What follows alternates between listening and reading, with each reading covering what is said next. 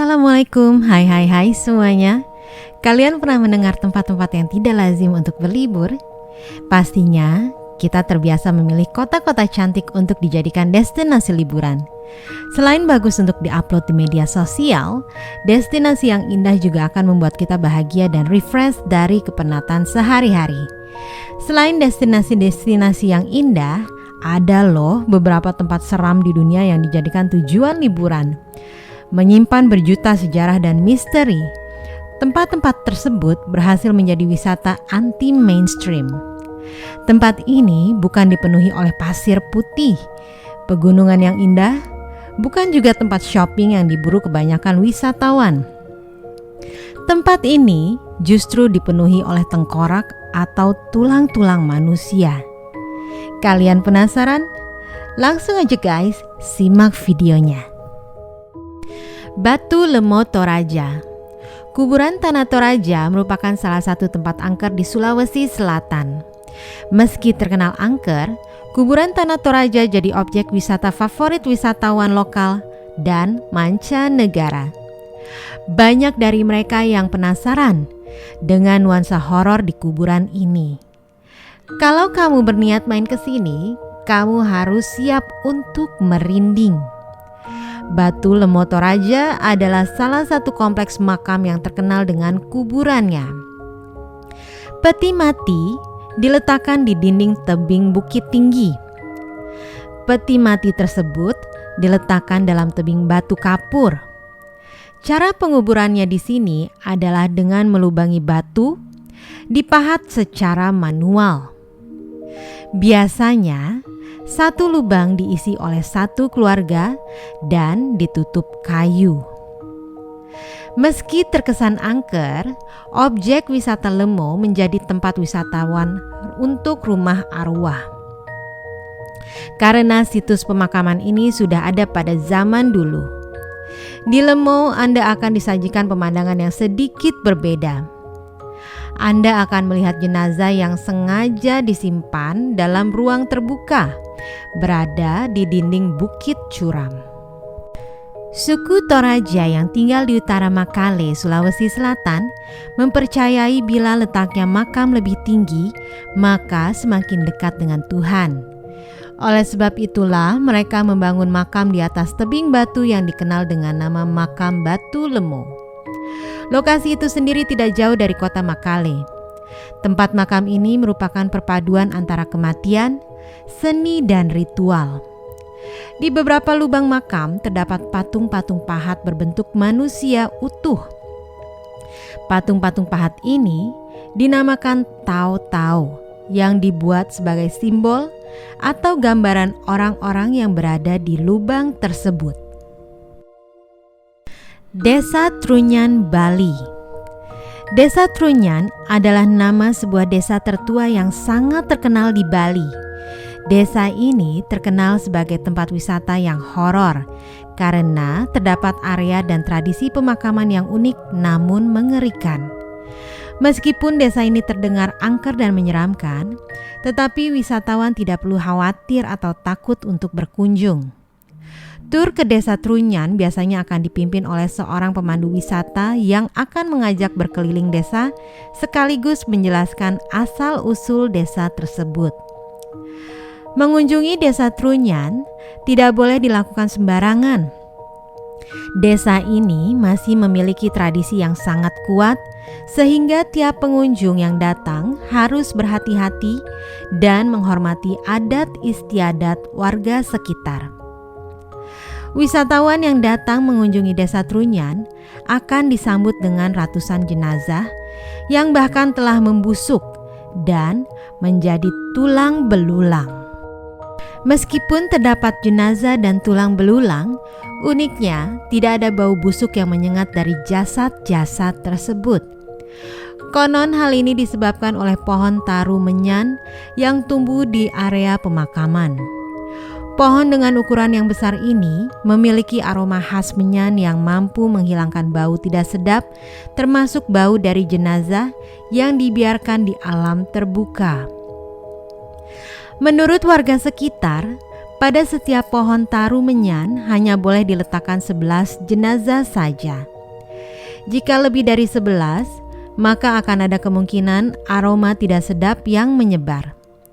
Ketika ada jenazah baru, maka tulang belulang dari jenazah yang lama akan dipindahkan ke tempat yang sudah disediakan. Area pemakaman di Desa Trunyan, Bali dibagi menjadi 3 lokasi, yaitu Semawayah, Semabantas, dan Semamuda.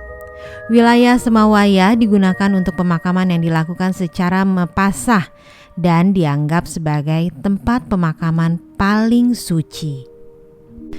The Catacombs, kuburan bawah tanah Paris.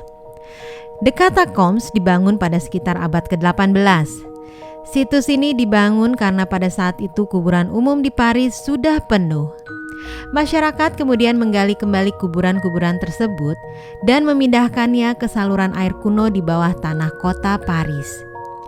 Di dalamnya, kamu bisa menjumpai 6 juta lebih tengkorak masyarakat Paris yang tersusun rapi di dinding. Pada abad ke-19, tepatnya pada tahun 1874, The Catacombs mulai dibuka sebagai tempat wisata turis. Dan sejak saat itu, banyak juga orang yang tersesat dan meninggal dalam tempat yang berbentuk labirin ini. Ada ratusan mil terowongan bercabang di dalam The Catacombs yang dibuka untuk umum. Meskipun luas, tempat ini masih memiliki bermil-mil daerah yang belum terpetakan. Sungguh tindakan nekat kalau kamu sampai masuk ke sana tanpa seorang tour guide yang berpengalaman. Sudah banyak orang yang tersesat dan tidak berhasil kembali pulang. Selama Perang Dunia Kedua, sebagian dari tempat ini digunakan oleh para pasukan perlawanan Paris sebagai tempat persembunyian. Para pasukan Nazi Jerman juga sempat membangun bunker di tempat ini. Selain itu, Raja Charles ke-10 juga diketahui pernah mengadakan pesta di tempat ini. Situs ini juga adalah saksi dari tindakan orang-orang komunis yang membunuh orang-orang monarkis pada tahun 1871. Mayat pertama ditemukan pada tahun 1793. Pada tahun 1793, mayat seorang satpam rumah sakit Val de Grace ditemukan tergeletak di dekat pintu keluar Catacombs. Mayat tersebut diketahui bernama Philibert Aspert. Mayatnya baru ditemukan 11 tahun kemudian setelah ia meninggal. Mayat Philibert kemudian dikuburkan di tempat yang sama, persis di tempat ia meninggal di The Catacombs. Sebagai penghormatan, batu nisan Philibert diberi tulisan, "Dalam kenangan, Philibert Aspert." Orang yang tersesat di situs ini pada tanggal 3 November 1793.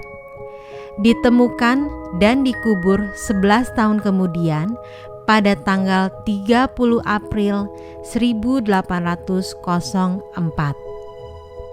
The Church of Bones, Republik Ceko.